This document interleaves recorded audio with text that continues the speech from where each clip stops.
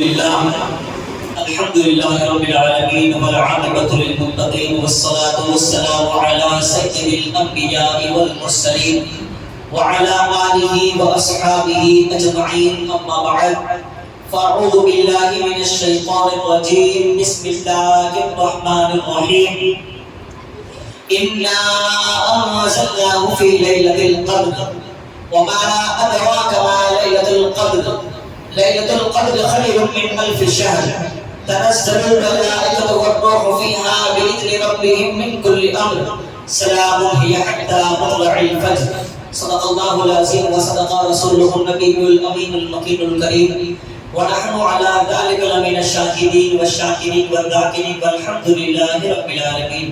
سب سے پہلے آقا انعامدار مکی مدنی تاجدار دونوں عالم کی مالک و مختار ہم غموں کے غم گسار نائب پروردگار کائنات کے اولین فصل بہار عرب کے نام سوار بیچے دلوں کے منار دو جہاں کے مالک و مختار نبیوں کے سردار یعنی کہ جناب پاک احمد مجتبی محمد مصطفیٰ صلی اللہ علیہ وسلم کی مقدس بارگاہ میں اپنے غلام کا ثبوت دیتے ہوئے بآواز بلند درود پاک پڑھے اللہم صلی علی سیدنا شفیعنا نبینا مولانا محمد وعلی آل محمد واصحاب محمد صلی اللہ علیہ وسلم.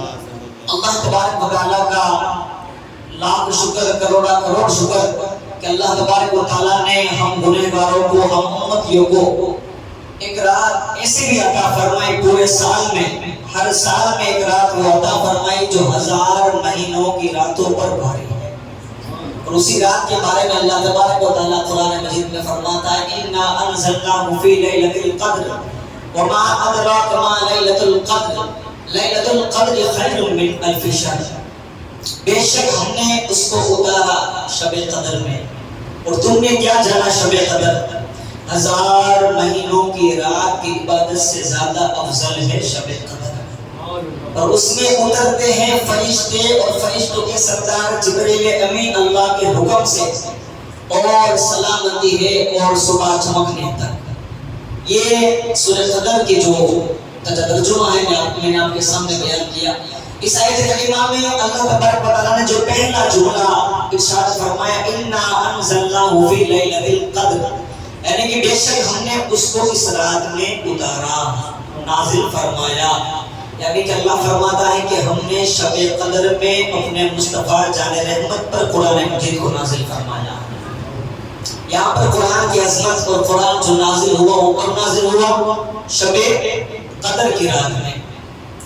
دیگر کتابیں جو ہے آسمانی ہم دیکھیں کہ انبیاء علیہ السلام پر جو کتابیں نازل ہوئی وہ بھی رمضان کے مہینے میں نازل ہوئی.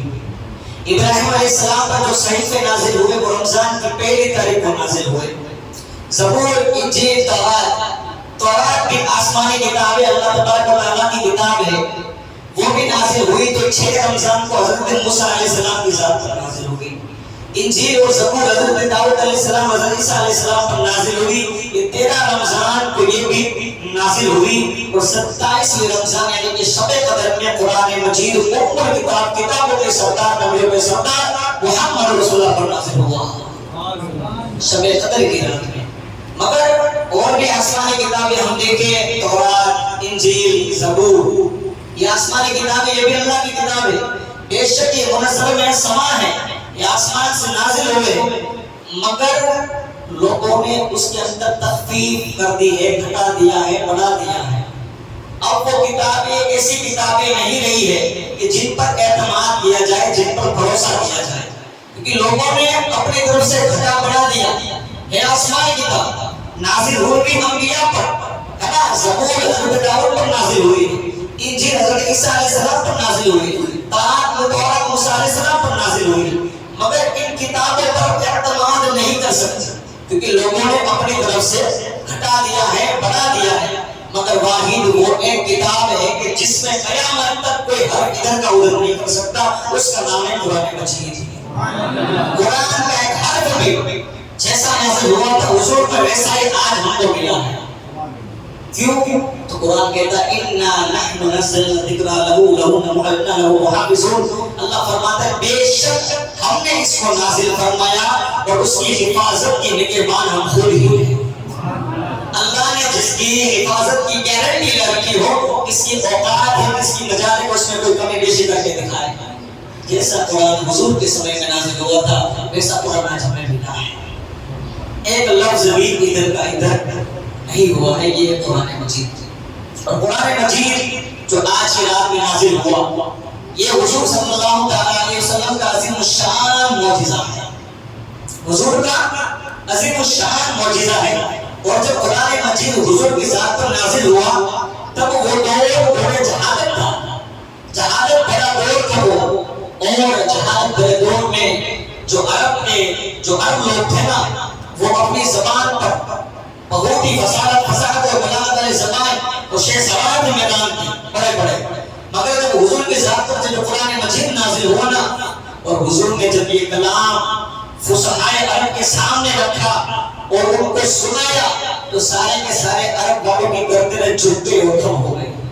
کئیوں نے کلمہ پڑھا اور یہاں تک کہ جب حضور نماز میں قرآن مجید پڑھتے نا اسٹارٹ میں جب قرآن نازل ہوا تو لوگ انکار کرتے رہے. یہاں تک کہ کوئی کہتا تھا کہ یہ تو انسان کا بنایا ہوا کلام ہے نا، یہ تو کسی انسان کا بنایا ہوا کلام ہے. مگر جب انہوں نے قرآن پڑھا، قرآن کی آیتیں انہوں نے پڑھی، یہاں تک ایک صحابی رسول کا بیان ہے، حضرت جبیر کا بیان ہے، فرماتے کہ جب میں نے کلمہ نہیں پڑھا تھا اور حضور صلی اللہ علیہ وسلم نماز پڑھا رہے تھے میں نے سنا کہ حضور نے آیت پڑھی ان عذاب ربک لواقع ما له من دافع. بے شک تیرے رب کا عذاب جو بڑا سخت ہے اور اس کو کوئی ٹالنے والا نہیں ہے. جب یہ آیت کریمہ میں نے سنی تو میرے دل میں خیال آیا کہ یہ کسی انسان کا بنایا ہوا کلام نہیں ہے بلکہ اللہ تبارک تعالیٰ کی ذات کا بنایا ہوا کلام ہے.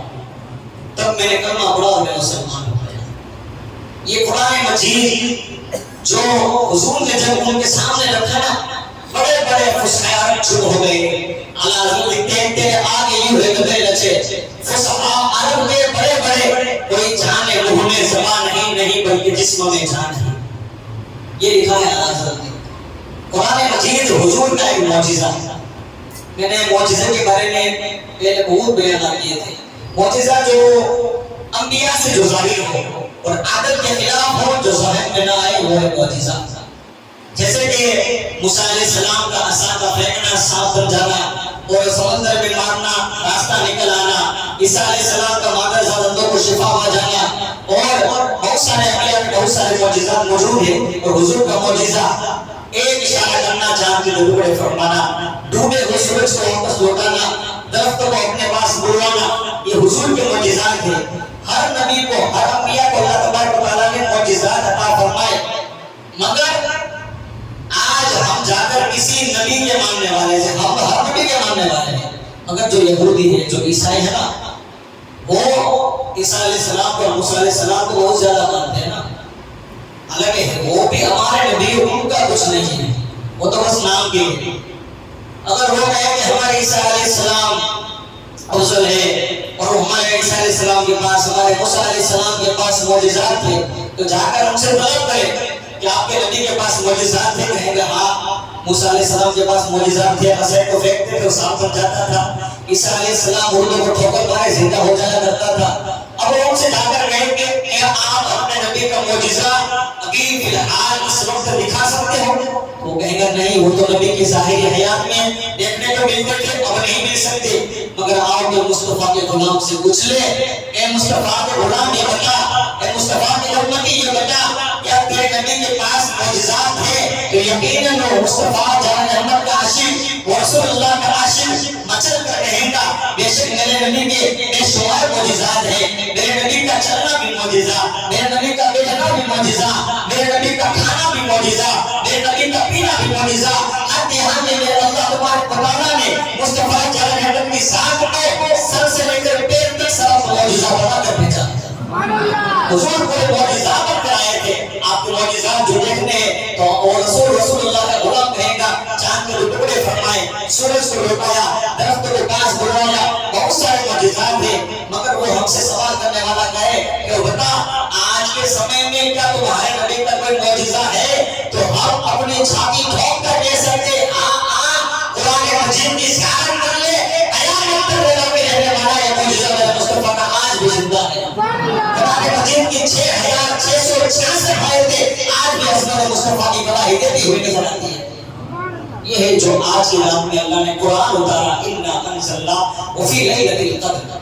اور واحد یہ دنیا کی وہ کتاب ہے، میں نے بتایا تھا ایک بیان میں کہ یہ وہ واحد کتاب ہے کہ جس کے پاس ہر سوال کا مفصل اور مکمل جواب موجود ہے۔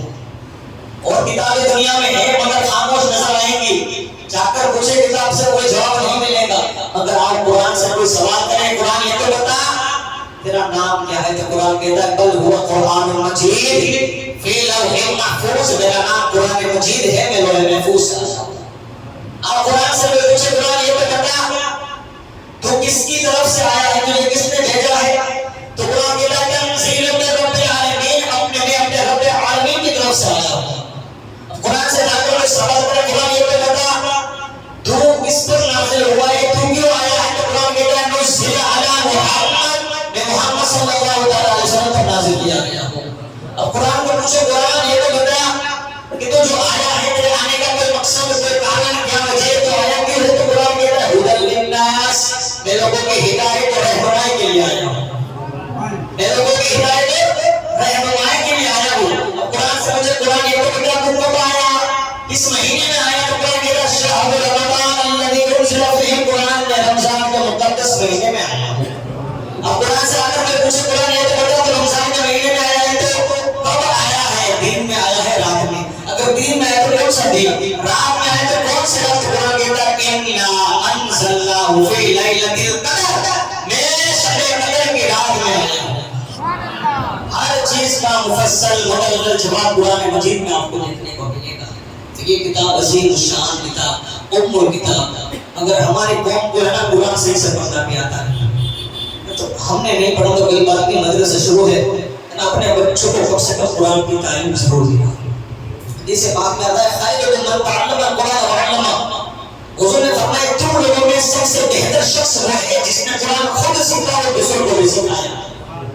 کسی اور چیز کے بارے میں حضور نے نہیں بتایا کہ یہ شخص افضل، یہ فلاں ڈاکٹر افضل، فلاں پروفیسر، فلاں انجینئر افضل، نہیں، بے شک یہ دنیا کے عہدے ہیں، دنیا یہ ڈگریاں ہیں جو اپنے مقامات پر ابھی بالکل ہمیں درست بھی ہے اور ہمیں ضرورت بھی ہے، مگر احادیث اور قرآن میں جو ذکر ہے وہ ذکر کیا ہے، خیر من تعلم القرآن وعلمہ، کہ تم لوگوں میں سب سے زیادہ بہتر وہ شخص ہے کہ جس نے خود قرآن سیکھا اور لوگوں کو بھی قرآن سکھایا۔ اس لیے اگر ہم نے قرآن نہیں سیکھا تو ہم اپنی اولاد کو انشاءاللہ قرآن سکھائیں گے، یہ نیت کریں انشاءاللہ ہم اپنی اولاد کو ضرور قرآن سکھائیں گے۔ یہ رات ہزار مہینوں کی رات سے افضل، شب قدر کی رات ہے۔ یہ رات میں ام المؤمنین عائشہ صدیقہ رضی اللہ تعالیٰ عنہا سے روایت ہے کہ حضور نے فرمایا کہ رمضان کے آخری عشرے میں 10 راتوں میں تم لوگ شب قدر کو تلاش کرو۔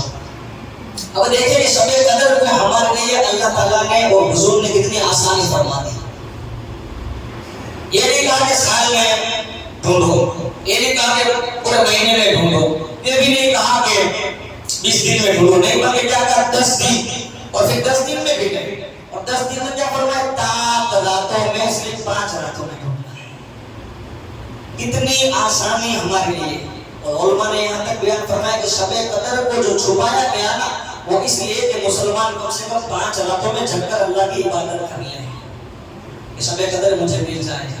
اور جو بندہ شب قدر پا لیتا ہے نا، حضرت ابو ہریرہ سے روایت ہے کہ جو بندہ ایمان اور اخلاص کے ساتھ شب قدر میں نوافل پڑھے، اللہ کی عبادت کرے، تو اس کے پچھلے سارے گناہ اللہ معاف فرما دیتا ہے۔ شب قدر کی یہ فضیلت ہے۔ تو شب قدر کو کتنی آسانی ہمارے لیے رکھی گئی کہ شب قدر آخری عشرے میں 10 راتوں میں ہمیں ڈھونڈنا ہے۔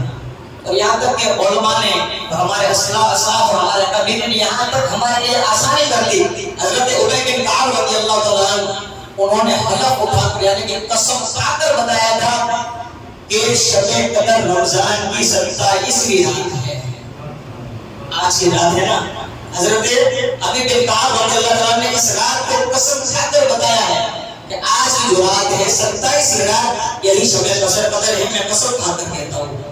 اب ایک تابعی نے پوچھ لیا کہ آپ کس بنیاد پر کس بنا پر 27ویں رات کو شب قدر کہتے ہو؟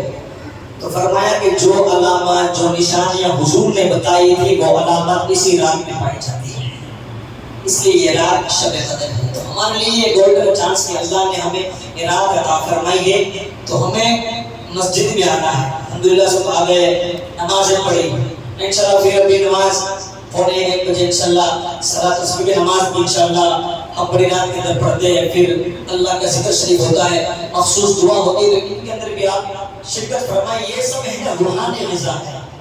ہم اپنے جسم کی توانائی تندرستی کے لیے جو خوراک کھاتے ہیں یہ جسم کی غذا ہے، اللہ کا ذکر ہی یہ دلوں کا سکون ہے، یہ ہمارے لیے روحانی غذا ہے۔ تو ایسے پروگرامات میں ضرور تشریف لائیں۔ اگر ہمارا دل کالا پڑ گیا ہے، سیاہ پڑ گیا ہے، مرجھا گیا ہے، تو انشاءاللہ اللہ کے ذکر سے اس کی سینچائی ہوگی اور انشاءاللہ پھولا اور پھولا ہو جائے گا، بڑا ہی پھولا ہو جائے گا۔ تو یہ جو ذکر ہے، یہ جو صلاۃ الصبح کی نماز کی انشاءاللہ اس کے اندر بھی آپ کوشش کریں کہ ہم انشاءاللہ اس کے اندر تشریف لائیں گے۔ شب قدر کی رات جو 1000 مہینوں کی رات سے افضل، 1000 مہینے یعنی کہ 83 سال، 83 برس અને 4 મહિનાથી વધારે 1000 મહિના એટલે કેટલા થાય 83 साल 4 महीने से ज्यादा होते हैं 1000 महीने की उम्र। अब ये जो शब कदर में जो 1000 महीनों की रात से अफजल बताई गई, ये क्यों शब कदर इन्ना अंज़लनाहु फी लैलतिल क़द्र, ये सूरत क्यों नाज़िल हुई और ये शब कदर अल्लाह ने क्यों अता फरमाई? तो उसका कारण, उसकी वजह ये है कि जब हुजूर सल्लल्लाहु अलैहि वसल्लम को पिछली उम्मतों की उम्रें जब दिखाई गई तो उनकी उम्र ज्यादा थी, किसी की 1000 साल, किसी की 800 साल, किसी की 1200, किसी की 1100, किसी की 700 उम्रें, ऐसी लंबी लंबी उम्र थी। अब हुजूर ने जब पिछली उम्र का जब मुआवजा किया तो हुजूर के दिल में रंज हुआ, गम हुआ कि पिछली उम्मतों की उम्रें इतनी तवील थी, इतनी लंबी थी, उनकी नेकियां भी ज्यादा होंगी, है ना, ज्यादा उनकी क्या होगी। अब मेरी उम्र की उम्र 50, 60, 70, 80, 100, कोई जो नसीबदार हो जो 100 सेंचुरी मार ले, है ना। अल्लाह सबको तवील उम्र अता फरमाए, तवील उम्र, है ना। ये दुआ करनी चाहिए कि अल्लाह हमें लंबी उम्र अता फरमाए, क्योंकि अगर हमें तवील उम्र मिल गई तो हम नेकियां ज्यादा कर सकते हैं। अगर हमसे गुनाह ज्यादा हो गए तो कम से कम अल्लाह ताला हमें तौबा की, है ना, तौफीक नसीब फरमा दे। इसलिए लंबी उम्र बेहतर उम्र होगी। अब हुजूर के दिल में रंज हुआ कि पहले की उम्मत की उम्रें ज्यादा, मेरी उम्मत की उम्रें कम, उनकी नेकियां ज्यादा, मेरी नेकियां कम, इसलिए अल्लाह ताला ने हुजूर सल्लल्लाहु अलैहि वसल्लम की उम्र के लिए शब कदर अता फरमाई। ये और हुजूर सल्लल्लाहु अलैहि वसल्लम ने हजरत शमून का वाकया जो बहुत ही मशहूर और मारूफ वाकया है, अपने सहाबा की बज़्म मोहब्बत में बयान फरमाया, ए मेरे सहाबा, एक शख्स अल्लाह के वली हजरत शमून बनी इसराइल कौम में थे और उन्होंने 1000 महीने अल्लाह की इबादत इस तरह की कि वो दिन में रोजा रखते, रात में क़याम करते और अल्लाह की राह में जिहाद भी करते थे और 1000 महीने इबादत की और बहुत ही ज्यादा ताकतवर थे। वो जरा से अपने हाथ की हरकत करते, बड़ी बड़ी जंजीरें एक हरकत से टूट जाया करती थी। ये ताकत अल्लाह ने अता फरमाई थी। रात में क़याम करते, दिन में रोजा रखते और अल्लाह की राह में जिहाद करते और 1000 महीने से ज्यादा उन्होंने इबादत की। और ये बातें बताई हुजूर ने और पूरी बात बताई कि उनका जो कत्ल हुआ, वो जब शहीद हुए वो इस तरह शहीद हुए कि उनकी जो बीवी थी वो बड़ी ही आखिरी दर्जे की वो औरत थी, लाचार, वो बहुत ही लालचमंद वो औरत थी। उसके जरिए दुश्मनों ने उनसे राब्ता किया उस औरत से और आपके शोहर को यानी कि अल्लाह के वली हज़रत शमून को पकड़वाया और आपको फिर जिंदा में कर करके आपको कत्ल कर दिया गया। ये पूरी बात बताई। अब हुजूर सल्लल्लाहु अलैहि वसल्लम ने जब ये बात बताई तो सहाबा ने अर्ज़ की, या रसूल अल्लाह, हज़रत शमून को अल्लाह ने लंबी उम्र दी, उन्होंने 1000 महीने की इबादत की अल्लाह ताला की, मगर हमारी उम्रें तो कम है, हम कम उम्र में इस दुनिया से कुछ कर जाते हैं, उनकी उम्र ज्यादा थी, उनकी नेकियां ज्यादा। तो फिर हुजूर को रंज हुआ, है ना, चेहरा मुबारक पर आसार नमूदार कुछ हुए गम के। तो अल्लाह तबारक व तआला से देखा ना गया कि मेरा महबूब उम्मत के गम में, है ना, उनके चेहरे पर आसार आ जाए गम के। तो अल्लाह ताला ने फिर ये रात इस उम्मत को अता फरमाई कि ए मेरे महबूब, अगर कोई आपका गुलाम, आपका कोई उम्मती रमजान शरीफ के शब कदर की रात में अगर कोई चलकर इबादत कर ले, अल्लाह फरमाता है मेरे महबूब मैं उसको मेरे शमून से ज्यादा उसे सवाब अता फरमाऊंगा। ये रात इतनी अजमत वाली रात, اتنی عفت والی رات جو اللہ نے عطا فرمائی. اور اس رات میں عام بخشش کا اعلان ہے. حضرت عبداللہ ابن عباس رضی اللہ تعالیٰ عنہ سے روایت ہے کہ اللہ کے رسول نے ارشاد فرمایا جب شب قدر آتی ہے تو اللہ تبارک و تعالیٰ کے فرشتے اور فرشتوں کے سردار جبرائیل امین دنیا پر تشریف لاتے ہیں. جو دنیا میں تشریف قرآن کہتا ہے تنزل الملائکۃ والروح، نہ فرشتے اترتے ہیں. تو جبرائیل علیہ السلام اور باقی فرشتے آپ کے ساتھ جب اترتے ہیں تو حضرت جبرائیل کے پاس ایک جھنڈا ہوتا ہے سبز رنگ کا، وہ کعبے کی چھت پر آپ نصب فرماتے ہیں. اور حضرت جبرائیل امین علیہ السلام فرشتوں کو حکم دیتے ہیں کہ فرشتوں پھیل جاؤ پوری دنیا میں پھیل جائے. حضرت جبرائیل کے 100 پر ہے، کتنے 100 پر ہے. اور شب قدر میں صرف جبرائیل علیہ السلام 2 پر کھولتے ہیں. کتنے شب قدر کی رات میں 100 پر میں سے صرف جبرائیل امین 2 پر کھولتے ہیں اور 2 پر سے پورے مشرق مغرب سب تھام لیتے ہیں. اتنے بڑے پر. اب فرشتوں سے جبرائیل فرماتے ہیں کہ فرشتوں جاؤ پوری دنیا میں پھیل جاؤ، جہاں پر بھی کوئی بندہ اللہ کا ذکر کرتا ہو، اللہ کی بندگی کرتا ہو، اللہ کی عبادت میں مصروف ہو، کوئی نعت میں، کوئی مقبرت میں، کوئی اللہ کے ذکر میں مبتلا ہو، تمام کے نام لکھ لینا، ان کی یادیں لے لینا ہے نا.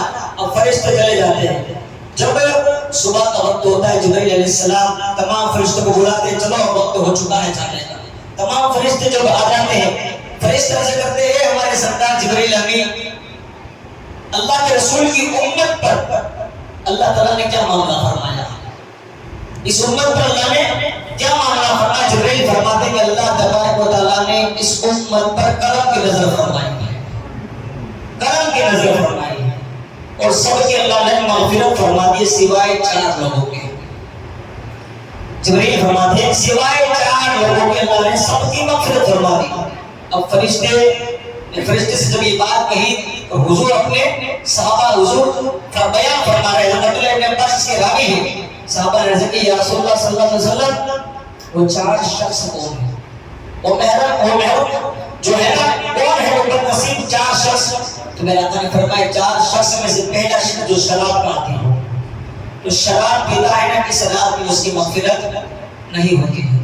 جو اپنے ماں باپ کا نافرمان ہو اس کی بھی اس رات میں نہیں ہوگی مغفرت. تیسرا وہ شخص جو اپنے رشتہ داروں سے رشتہ توڑتا ہو اس کی بھی اس رات میں مغفرت نہیں ہوگی. اور چوتھا وہ شخص جو آپس میں دل میں کسی کے لیے کینہ بغض حسد رکھتا ہو اس کی بھی اس رات میں مغفرت نہیں ہوتی. یہ 4 شخص اس رات میں بھی اللہ کی رحمت سے دور رہتے ہیں، اس لیے اس رات میں مغفرت نہیں ہوگی. اگر ہم اپنے اندر جا کر دیکھیں کہ یہ 4 جو بدنصیبیاں جو ہیں یہ ہمارے اندر تو نہیں ہے نا. الحمدللہ چلو اللہ کا شکر شراب انسان نہیں بھی دے گئی ہے نا، کچھ ایسے ہوتے ہیں. مگر بالخصوص جو کہ دوسری بات میں نے بات بتائی کہ ماں باپ کا نافرمان. میں ماں باپ کے بارے میں نے مہینے میں 1-2 بار تو میرا بیان ہوتا ہی ہے والدین کے بارے میں.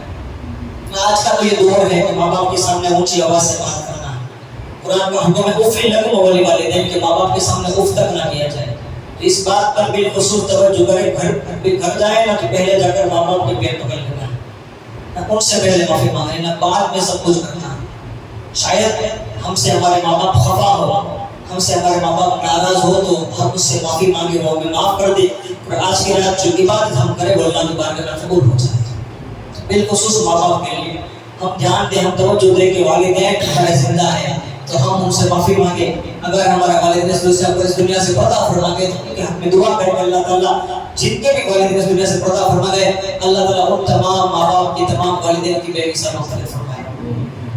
تو آج کی رات شب قدر کی رات ہے اور قرآن مجید ہمیں کثرت سے پڑھنا ہے.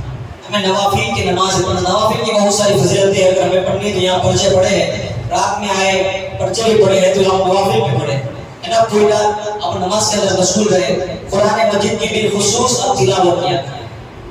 حدیث پاک میں آتا ہے میرے آقا صلی اللہ علیہ وسلم نے ایک شخص کو دیکھا کہ جو سورہ اخلاص جس نے پڑھی قل هو اللہ احد اللہ الصمد لم یلد ولم یولد ولم یکن له کفوا احد. کتنی چھوٹی سورت، کتنی چھوٹی. حضور نے دیکھا کہ ایک شخص نے سورہ اخلاص قل اللہ پڑھی، میرا آقا فرمایا وجبت، واجب ہو گئی. کیا فرمایا؟ وجبت. اب صحابہ رسول اللہ ابو ہریرہ عرض کرتے ہیں یا رسول اللہ کیا واجب ہو گئی؟ میرا آقا نے فرمایا کہ اس بندے نے سورہ اخلاص پڑھی، اس کے لیے اللہ کی جنت واجب ہو گئی. دیکھیں ذرا، عام دن میں بندہ سورہ اخلاص پڑھے تو اللہ کی جنت واجب ہو جائے. رمضان کا مہینہ اور 27ویں شب قدر کی رات میں اگر بندہ قرآن کی تلاوت کرے، سورہ اخلاص کی تلاوت کرے، سورہ فاتحہ کی تلاوت کرے نا، تو اللہ کس قدر رحمان، کس قدر مہربان ہوگا. سورہ فاتحہ الحمدللہ رب العالمین، یہ تو ہر کسی کو آتی ہوگی. اس کی بے شمار فضیلتیں. حضرت جبرائیل ہمیں کہتے ہیں کہ اگر میں سارے سمندر کو سیاہی بنا دوں، سارے سمندر کو سیاہی بنا دوں، سارے درخت کو قلم بنا دوں اور زمین اور آسمان کو کاغذ بنا دوں اور لکھنے پڑھاؤں نا، تب بھی میں سورہ فاتحہ کی فضیلت کو نہیں لکھ سکتا. اتنی بڑی فضیلتیں بیان کی گئی ہے حدیثوں میں سورہ فاتحہ کی، سورہ قل هو اللہ احد کی. تو ہمیں چاہیے کہ ہم اگر ہمیں قرآن نہیں آتا تو یہ چھوٹی چھوٹی صورتیں ہمیں ضرور آتی ہوگی. اس رات میں بیٹھے نوافل پڑھے اور نوافل پڑھنے کے بعد یہ چھوٹی چھوٹی جو صورتیں ہیں جو بہت بڑا مقام رکھتے ہیں، ان صورتوں پر عمل کریں اور ان کی تلاوت کیا کریں. اللہ تعالیٰ کی بارگاہ میں دعا ہے کہ اللہ تبارک و تعالیٰ ہم تمام کو ان باتوں پر خوب عمل کرنے کی توفیق عطا فرمائے. آمین و علینا الا البلاغ. السلام علیکم ورحمۃ اللہ تعالیٰ وبرکاتہ.